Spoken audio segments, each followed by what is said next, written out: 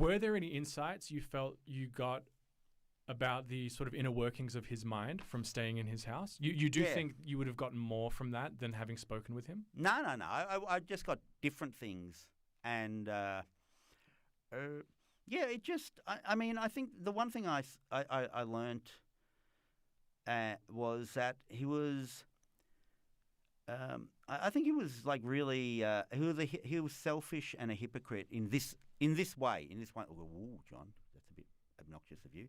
Is that he was very aware of all the slights against him, real or otherwise. Like how dare people treat me this way, and how dare, and he was just a thoughtless jerk to so many people. So for instance, he'd get people excited. He'd have this thought, I want to build this school or something, and everyone would get excited and kind of go, oh my God, this is finally my life is going to become something and meaningful and magical. It's like Kanye's here and whatever. And then, they put their own lives aside to help with this thing. And then Kanye just gets bored after 2 weeks or a month or whatever, and then just walks away.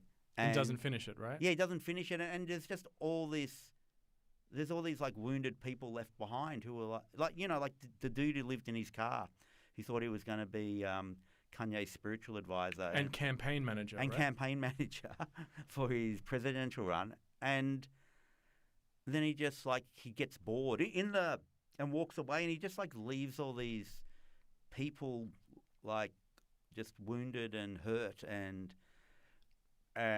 which is so it's kind of that's why it's kind of annoying when he's talking about all the wounds or the injustices against him. And I also think that's interesting because a lot in the world is human flaws as opposed to, I think, politics or So I'm not. So you notice I'm saying the worst thing about Kanye was or a really bad thing was he was selfish and awful to people, which is kind of different. Like maybe he would have been like that whether he was walking around in a Klan hood or whether he was, decided to become a member of Amnesty International. He'd still be this jerk, if that makes sense. Yeah. So I'm saying that part of him, he's not being awful because he's a racist. He's being awful because he's a selfish person. And there's elements to the world where, it's not really a person's politics that makes them bad.